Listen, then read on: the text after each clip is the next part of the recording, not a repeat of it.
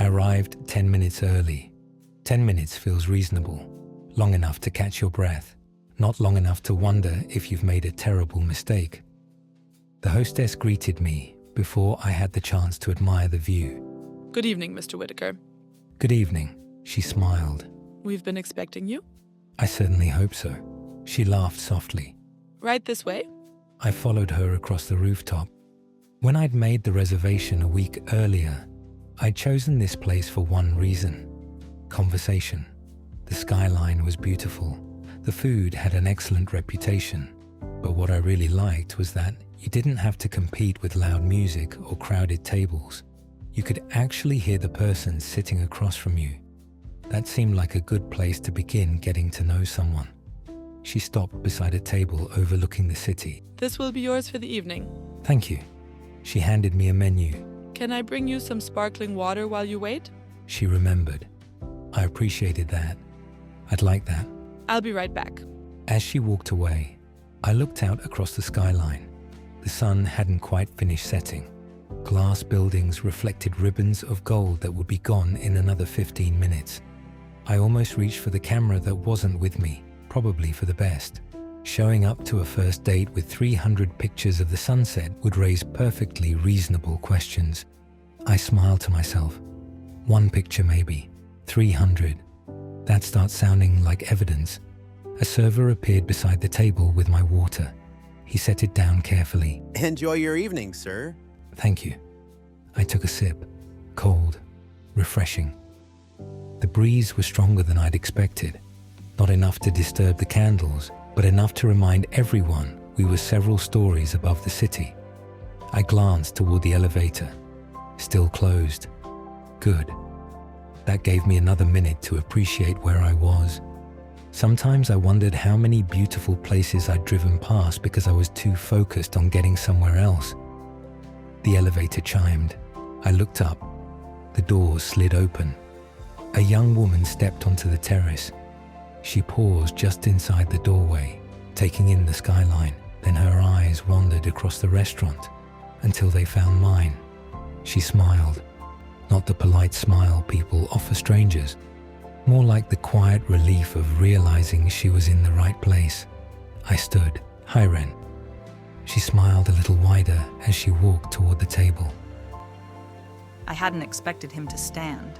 It was a small thing, but somehow it settled my nerves before either of us had spoken. Hi, Wren. His smile looked exactly the way I'd imagined it would. Warm, unhurried. Hi. For a second, we just stood there. Not because it was awkward, because every first meeting has that tiny moment where two people quietly confirm the other exists exactly as they expected. Or maybe a little better. I'm glad you found the place. Me too. I laughed softly. I was a little worried I'd somehow end up in the hotel's laundry room. He chuckled. That would have made for an interesting first impression. I'd have committed to it. He tilted his head. Really? Absolutely? I shrugged lightly. I'd probably say something like, well, this isn't where I pictured our first conversation, but the towels seem nice. Nathan laughed. Not loudly, just enough that I realized I'd caught him off guard. Good. That made two of us. He stepped to the side. May I? He rested a hand on the back of the chair. Thank you. Once we were both seated, a comfortable silence settled between us. Not uncomfortable, just the kind that belongs at the beginning of something. I looked out across the skyline again. I don't think I'm ever going to get tired of that view.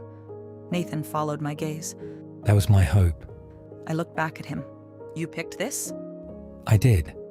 There wasn't the slightest hint of pride in his voice, just quiet satisfaction. I wanted somewhere we could actually hear each other. I smiled. I appreciate that. He picked up his glass of sparkling water. I've reached the age where I like restaurants that don't require subtitles. I laughed. That's a very reasonable requirement. I thought so. A server appeared beside the table. Good evening. My name is Daniel and I'll be taking care of you this evening. Can I start you both with something to drink? Nathan looked toward me, not to hand me the responsibility, just to give me the choice. I opened the menu for exactly 3 seconds, then smiled, found it. I'd love the iced hibiscus tea, please. Excellent choice. Nathan closed his menu. Sparkling water is perfect for me. Thank you. Daniel nodded. I'll be right back. As he walked away, I rested my hands around the menu without opening it again. Nathan noticed. Quick decision. Only because I knew what I wasn't ordering. Coffee. I looked at him with genuine surprise. How did you know? He smiled. Lucky guess. I laughed. If I drink coffee this late, I'll spend half the night reorganizing things that didn't need reorganizing. He considered that. Have you done that before? I looked out toward the city. Maybe. He waited. More than once. His smile returned. I'll make a mental note. About coffee? About not being responsible for your junk drawer. That one caught me completely off guard. I laughed. Not because it was the funniest thing I'd ever heard, because it sounded exactly like something that had simply wandered into his mind before he decided to say it. And somehow, that made it even funnier. Daniel returned with our drinks. He placed Wren's iced hibiscus tea in front of her before setting my sparkling water beside me. I'll give you a few more minutes with the menus. Thank you. As he walked away, Wren picked up her glass and studied it for a second. It's prettier than I expected. The tea? She nodded. I wasn't expecting something that looks like it belongs in a stained glass window. I looked at my water. I chose poorly. She smiled over the rim of her glass. Yours has bubbles. It does. I lifted the glass. They're working very hard. She laughed. Not loudly. Just enough that I caught myself smiling before I realized I was doing it. I opened my menu. I have a question. She looked up. Okay. Is ordering dinner stressful for everyone? I glanced at the menu. Or just the two of us? She didn't answer right away. Instead, she looked at her menu again, as though making absolutely certain she hadn't overlooked something. Then she looked back at me. I think I've already committed. That's encouraging. Until I see what someone else ordered. I nodded. Then the doubt begins. She looked genuinely relieved. You do that too? Almost every time. Really? I'll be perfectly happy with my meal. I closed the menu. Then someone walks by carrying something that wasn't even on my radar. She laughed. Exactly. And suddenly, I'm questioning every decision I've ever made. She rested her chin lightly on her hand. I'm glad it's not just me. Daniel reappeared. Have we made any progress? I looked at Wren. She gave a small nod. I think we're ready. He took out his notepad. I ordered first. Simple. One of the grilled chicken dishes had caught my attention earlier. It looked good then. It still looked good now. Daniel turned to Wren. She smiled at the menu one last time. I'll have the herb-crusted salmon, please. Excellent choice. After Daniel collected the menus, he disappeared toward the kitchen. For a moment, we watched the skyline instead of each other. The last stretch of sunlight had almost disappeared. Lights were beginning to fill the buildings below. You picked a good time? I looked out across the city. I was hoping we'd catch the sunset. She nodded. Mission accomplished. There was something satisfying about that. Not because I'd impressed her, because the evening was unfolding the way I'd hoped it would. Comfortably, without either of us trying too hard. Wren looked back at me. How did you find this place? I was looking for somewhere quiet. She waited. Most restaurants seem to believe conversation is optional. She laughed. I've noticed that. I figured if we were meeting for the first time. I looked around the terrace. It might help if we didn't have to yell over a speaker the size of a refrigerator. She smiled. That was thoughtful. I appreciated that she'd called it thoughtful, not impressive. There was a difference. I've learned that people are usually more interesting than the place you're sitting. She was quiet for a second. Then she smiled. I like that. Daniel arrived with a basket of warm rolls. He set it between us. Your entrees will be out shortly. As soon as he walked away, Wren looked at the basket, then at me, then back at the basket. I waited. Is there a polite number of rolls you're allowed to eat on a first date? I couldn't help laughing. I have no idea. Good, She reached for one. because I was already planning on two. I reached for one myself. Then I appreciate your honesty. She smiled. It seemed like the healthiest way to start a friendship. I nodded. I agree. And for the first time that evening, the conversation no longer felt like two strangers trying to make a good impression. It felt like two people who are simply enjoying being there. Our dinners arrived just as the last ribbon of sunlight slipped below the skyline. Daniel placed Nathan's plate in front of him first, then mine. I hope you both enjoy. Thank you. Thanks. As soon as Daniel walked away, we both looked at our food, then at each other, then back at our food. Nathan smiled. I have a feeling we're both making sure we ordered correctly. I laughed. I'm trying not to look at your plate. He glanced down. You're welcome to. I leaned over just enough to inspect it. No. I sat back. I think I made the right choice. I was hoping you'd say that. For a few minutes, conversation gave way to dinner. I liked that. There wasn't any pressure to fill every silence. Sometimes the nicest thing about sharing a meal with someone is simply sharing it. I took another bite of salmon. Definitely the right decision. Nathan looked pleasantly content with his dinner, too. That seemed fair. Nobody should lose on a first date because of the menu. After a little while, I set my fork down. Can I ask you something? He nodded. Of course. How long have you been into photography? He smiled in a way that suggested the answer wasn't short. Long enough to forget exactly when it started. I waited. He never seemed in a hurry to answer. I think I like noticing things before I ever picked up a camera. He looked toward the skyline. The camera just gave me an excuse. I liked that answer. Not because it sounded clever, because it sounded true. What's your favorite thing to photograph? He didn't answer immediately. Instead, he looked out across the city again. Light. I tilted my head. Not landscapes? He smiled. Light is what makes landscapes interesting. I thought about that. I've never heard anyone describe it that way. He laughed quietly. Most people ask me what camera I use. And I asked the better question?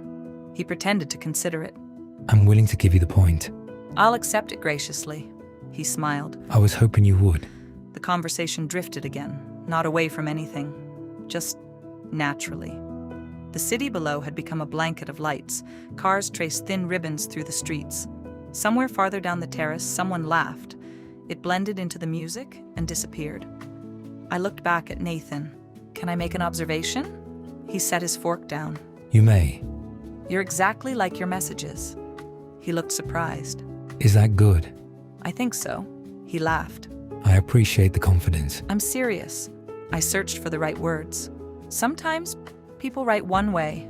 I turned my glass slowly on the table, and they're completely different in person. He nodded. I've experienced that. But you? I smiled. You're still you. For a second, he didn't say anything. Then he looked down at his plate with a small smile. That's one of the nicest compliments I've ever received. I hadn't expected that. Really? He looked back up. Really? Something about the way he said it made me believe him. Not because it sounded dramatic, because it didn't. Daniel stopped by the table. Can I clear this for you? Or are we still working? Nathan looked at me. I looked at my empty plate. I think mine surrendered. Nathan laughed. Mine put up a respectable fight. Daniel collected the plates. I'll leave the dessert menus with you. As he walked away, Nathan picked up one of the menus and smiled. All right. I looked at him. What? He closed the menu again. Important question. This sounds serious. It is. He nodded toward the dessert menu. Are you someone who plans on ordering dessert? Or someone who says they don't want dessert and then quietly steals bites off the other person's plate? I laughed. I feel like there isn't a safe answer. There isn't. I smiled. Good. I folded the menu closed because I was planning to order my own. He grinned. Excellent. He lifted his glass. I respect clear expectations. I lifted my tea. I had a feeling you might. For some reason, that tiny conversation about dessert told me more about Nathan than I'd expected. He wasn't testing me. He wasn't trying to impress me. He was simply curious, and somehow, that made it easy to be myself. The dessert menu was considerably more difficult than dinner. Wren studied hers. I studied mine. Neither of us spoke for a moment. This is where things get serious. She looked up. You weren't joking. I take dessert very seriously. She smiled. I can tell. I looked over the options. There were several good choices. One stood out. I'm getting the chocolate cake. She glanced at the description. That sounds good. You can have some. She smiled. I thought you respected clear expectations. I do. I closed the menu. My expectation is that you have some cake. She laughed. That's very generous. The server returned and we placed our order. While we waited, Wren looked out over the city. The rooftop had grown quieter. The restaurant wasn't empty, but the energy had changed. Dinner service was winding down. Conversations had softened. The music seemed a little farther away. I could stay up here for hours. I wouldn't blame you. She looked at me. Do you come here often? Not often. I glanced around. I wanted tonight to be somewhere neither of us had to rush through. She smiled. You succeeded.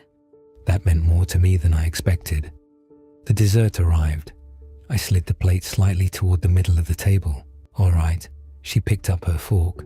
You said I could have some. I did. She took a bite. Her expression changed immediately. Oh, I laughed. Good? She nodded. very. I took a bite myself. She was right. For a few minutes, we concentrated on the important things. Dessert, the skyline, the fact that neither of us had to be anywhere else. Eventually, Wren rested her fork beside the plate. I really enjoyed tonight. I looked at her. I did too. She smiled. I was nervous.